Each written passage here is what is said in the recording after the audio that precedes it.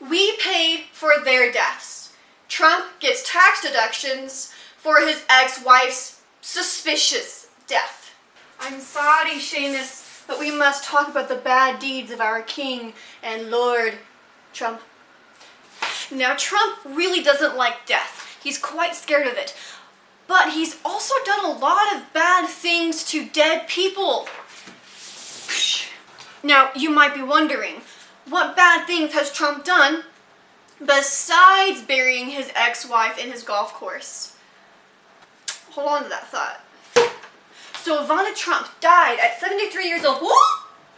Careful, Ivana. I'm talking about you. So Ivana died when she was 73 years old after falling down some stairs. This was back in July 2022. And Trump put her at his national golf course, right behind the first hole. Now, you might be thinking, well, he did it because he still loves her. He has a special place in his heart. And it was the first time he ever considered putting someone on his golf course. Hold on to that thought. Her grave has no flowers. There's no fence letting people know that this is a graveyard. And there is no public memorial. RIP. Trump Family Trust had applied to be a non-profit cemetery organization in Hackettstown, 20 miles from this golf course. But before all of this happened, back in 2012, Trump announced building a 1.5 acre cemetery next to his high-end golf course in Bedminster, where members would pay a lifetime fee of $300,000, but that did not include a fee to let them be buried there. So you had to pay a lot of money. And this was supposed to be a high-end elite cemetery. In 2007, Trump filed plans to have a mausoleum with 4 obelisks on his New Jersey golf course. This one. But the city canceled the project because they said, quote, it was overwhelming and garish. So they scrapped it. Trump did not like that. His next idea after the mausoleum was to have 284 plots for purchase. So once again, he's trying to profit off of dead people, or people who are going to die, as we all are. But it was never built. So in 2022, when Ivana was laid to rest at a grassy area behind the first hole, he finally got the tax exemptions he had been wanting. I have a personal story to tell about burying someone where you will be all the time. My grandmother was learning how to fly because her brothers learned how to fly. And when she was going up in the plane, they were practicing, I guess, an emergency, and the pilot turned off the plane and it went spiraling down, and she's supposed to, calm herself and make sure that she is getting the plane back up and going, but my grandmother's first instinct was to jump out the window.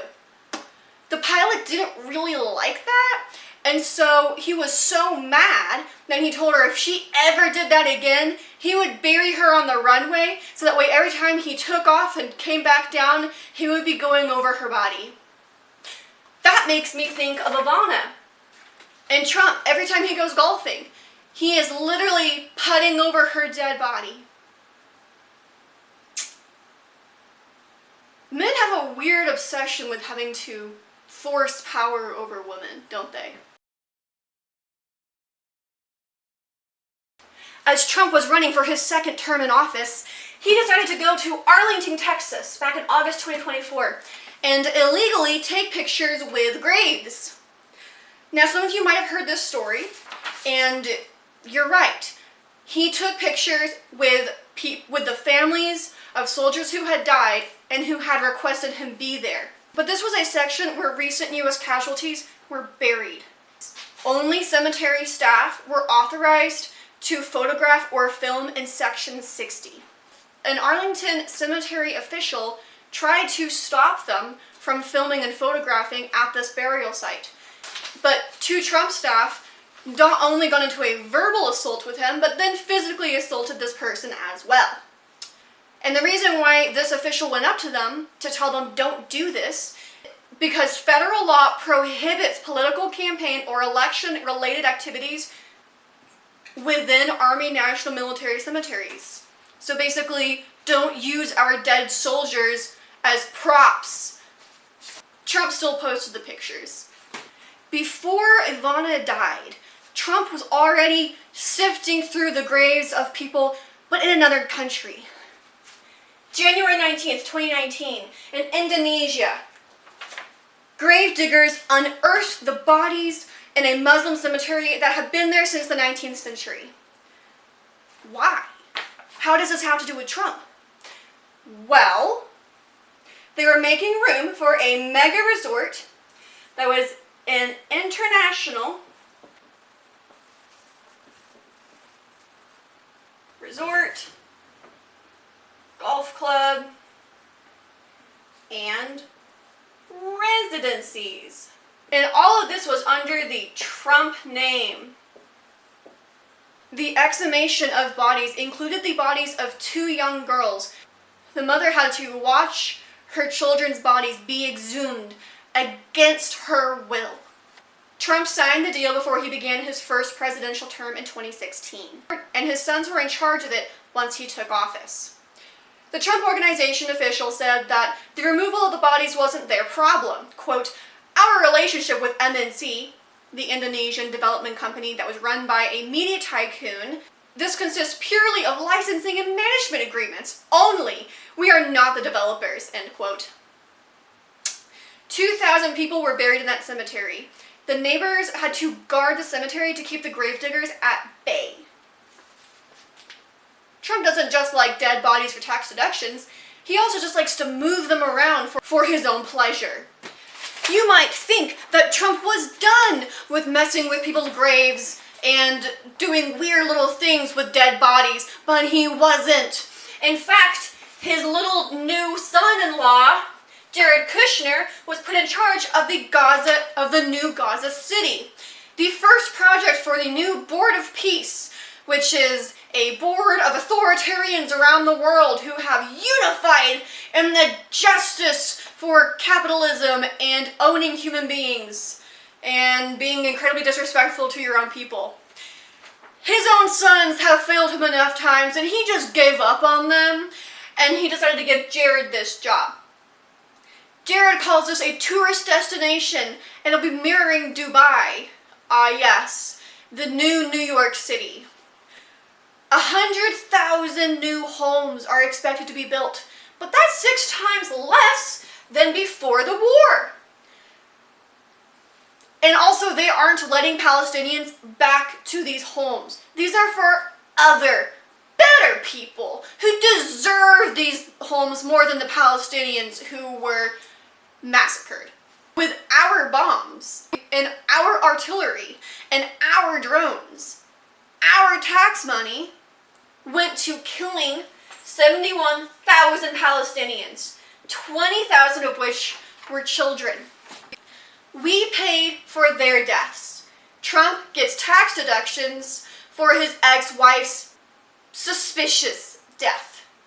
A Palestinian said, "This is not Gaza. All we want is aid and for Israel to open the border." Jared Kushner's final master plan says he wants peace and prosperity.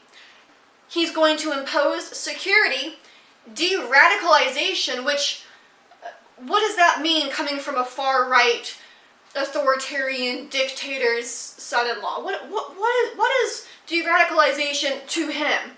Probably not something great.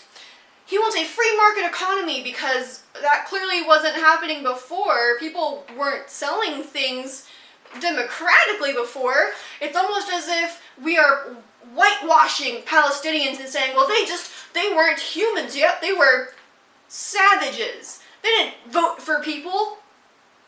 They did, actually. And again, most of the people who voted for Hamas were not the people who died. Because that election was over a decade ago. Imagine if Trump was still president 10 years after today, and people start bombing Americans because we voted for him. We voted for Trump. We voted for this dictator. And what if the world decided to bomb us for it? Would you feel bad? Would you feel like you were being attacked? Would you feel like you deserve it? Would you feel like it is unjust for the world to not stand up for the people who didn't vote for Trump and are still being attacked, no matter how they voted? They are still being attacked, no matter if they voted for Trump or not. Because that's how we've treated the Palestinians. Call them all one individual. Not different people acting in different ways because we are human. We have painted Palestinians as these bad people, as undemocratic, lesser than people. And now we are taking their homes. We aren't sifting through the mass graves for bodies. We are just erasing them from existence and putting new homes, Western homes, on top of those empty plots.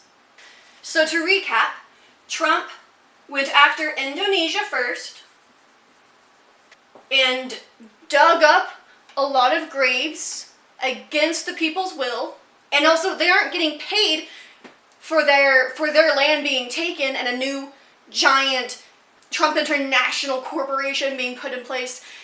They are just losing their humanity for Trump to make money. And then we have Ivana. But before Ivana, he was already looking for tax deductions. And with her, he finally got them. And we have Gaza City. We have Arlington, Texas. Which, by the way, is where Trump wants to be buried. He doesn't want to be buried next to his ex-wife, who he loved so much that he put her behind the first hole of his golf course. No, he wants to be buried with suckers and losers, in his words. This is our president. We voted him in. We don't hold him accountable, and he's still holding back half the Epstein files. He does a lot of grave digging, and yet he doesn't want us digging through his past. I think it's about time we did. I think it's about time we hold him accountable for all the bad things he's done. Because that is what justice is. It doesn't matter if you are left, right, center, a king, a peasant, or a working man.